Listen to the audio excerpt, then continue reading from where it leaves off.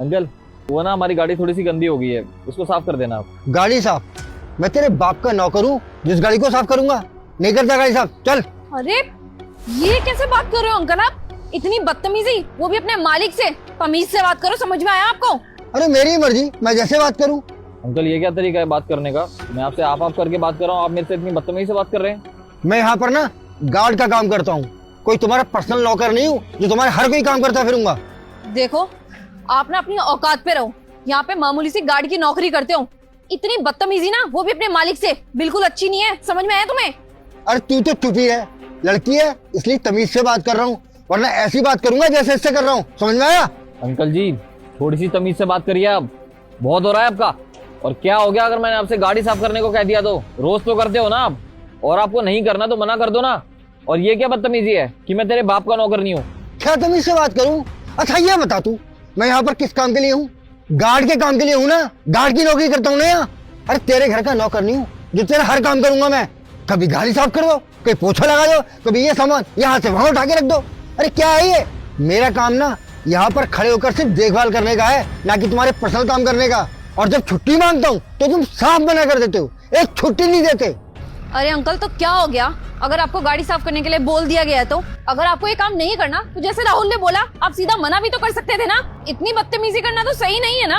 और अगर आपको पहले भी उन कामों से दिक्कत थी तो आप मेरे को डायरेक्टली आकर के बोल सकते थे कि मैं यहाँ पे गार्ड की नौकरी करता हूँ, मैं यहाँ पे सिर्फ वही काम करूंगा और फालतू काम मैं कोई नहीं करना चाहता। लेकिन ये तो हद पार कर दिया आज आपने। हम आपकी इज्जत करे जा रहे हैं और आप सारी बदतमीजी की लिमिट क्रॉस कर रहे हो। अंकल लगता है आप भूल गए हो, आप मेरे यहाँ पे नौकरी करते हो तो आपको मेरे से तो बदतमीजी से बात नहीं करनी चाहिए ना। आपको तो पता नहीं आज क्या हो गया है, मुझसे भी बदतमीजी कर रहे हो और मेरी वाइफ से भी। अरे अगर मैं यहाँ से नौकरी छोड़ के चला गया ना तो तुम्हारा घर एक दिन नहीं चलेगा, सड़क पे आ जाओगे। अच्छा हमारा घर आपकी वजह से चल रहा है? हाँ बिल्कुल सही समझा, ये घर ना मेरी वजह से चलता है। ठीक है तो आप यहाँ से जा सकते हो और कभी अपना मुंह मत दिखाना। हाँ हाँ जा रहा हूँ, मुझे भी नहीं करनी ऐसी नौकरी जहाँ ऐसे घटिया लोग रहते हैं। हाँ हाँ हमें भी आप जैसे बदतमीज लोगों की कोई जरूरत नहीं है। अच्छा अंकल आपको इतनी बड़ी गलतफहमी है, मैं ना जितनी भी गलतफहमी आपकी आज के दिन ही मिटा देती हूँ। कल से क्या, आपको ना आज से एक काम पे आने की जरूरत नहीं है। जो आपका बचा कुचा हिसाब किताब है ना वो ले लेना शाम को आकर के। हाँ हाँ कर देना हिसाब। पता नहीं राहुल आज अंकल को हो क्या गया है। आज से पहले तो कभी भी इन्होंने किसी भी काम के लिए मना किया ही नहीं और कभी इतनी बदतमीजी भी नहीं की। आज देखना तुमसे क्या मेरे से भी इतनी बदतमीजी से बात कर रहे थे। हाँ डॉक्टर साहब। समझ नहीं आ रहा इनको हुआ क्या है। कोई नहीं चलो अंदर। अरे मुझे सामान लिया था वो तो मेरा गाड़ी में ही रह गया, मैं लेके आती हूँ। ठीक है तुम ले आओ। मेरे बेटे का इलाज मत रोकिएगा, मैं पैसों का इंतजाम कर रहा हूँ। बस पैसों का इंतजाम होता ही मैं ट्रेन पकड़कर गांव वापस आ रहा हूँ। बस देखिए उसके इलाज में कोई कमी नहीं रहनी चाहिए। हाँ मैं ला रहा हूँ पैसे, आप चिंता मत कीजिए, बेफिक्र रहिए। मुझे राहुल को बताना होगा कि अंकल इतनी बड़ी तकलीफ में है। मुझे सब समझ में आ गया अंकल कि आप हमसे इतनी बदतमीजी से क्यों बात कर रहे थे। डॉक्टर साहब मेरा बेटा ठीक तो हो जाएगा ना? अरे वो ठीक तो हो जाएगा, आप पैसे लेके तो आ जाइए। हाँ हाँ डॉक्टर साहब मैं कह रहा हूँ ना, मैं आज ही आ जाऊंगा। ठीक है आप आ जाना। ठीक है डॉक्टर साहब, थैंक यू। राहुल राहुल एक बार बाहर आना। क्या हुआ अंकिता? राहुल मैं ना अभी बाहर जा रही थी सामान लेने गाड़ी से, मैंने वहाँ पे अंकल की सारी बातें सुनी। आपको पता है अंकल का बेटा बहुत दिनों से बीमार है और हॉस्पिटल में एडमिट है। मुझे लगता है उन्होंने हमसे बदतमीजी सिर्फ इसी वजह से की ताकि वो गांव जा सके अपने बेटे से मिलने के लिए। अच्छा चलो।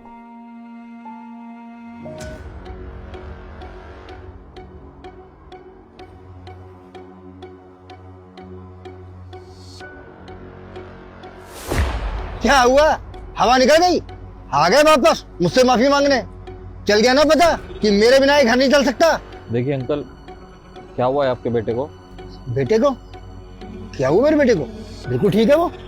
अंकल जी नाटक मत करो, मैंने आपकी सारी बातें सुन ली है, तो अब आप खुल के बता सकते हो हमें कि आपको क्या तकलीफ हो रही है। जो भी बात है अंकल आप साफ साफ हमें बताइए।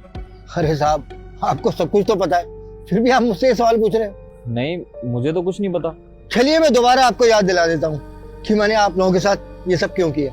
15 दिन पहले मैंने आपसे क्या कहा था, बताया था ना कि गांव में मेरा एक बेटा है, उसकी तबीयत खराब है और अस्पताल का बिल भरने के लिए मेरे पास पैसे नहीं है। जैसे तैसे मैं डॉक्टर साहब को फोन करके मनाया कि आप मेरे बेटे का इलाज मत रोकिए, मैं पैसों का इंतजाम करके आ जाऊंगा। और साहब मैंने आपसे कई बार छुट्टी मांगी कि छुट्टी दे दीजिए, मैं गाँव चला जाऊँ, लेकिन आपने मुझे एक दिन की छुट्टी भी नहीं दी। अरे साहब, मेरे बेटे का इस दुनिया में मेरे अलावा कोई भी नहीं है। अगर मैं उसकी देखभाल नहीं करूंगा तो क्या होगा उसका? अरे साहब, मेरी बात पर आपने ध्यान नहीं दिया तो मैं क्या करता? मजबूर होकर मैंने सब कदम उठाया। देखिए, मेरा इकलौता बेटा है, इस समय बस मैं ये चाहता हूँ कि मैं अपने बेटे की देखभाल करूँ, वो ठीक हो जाए।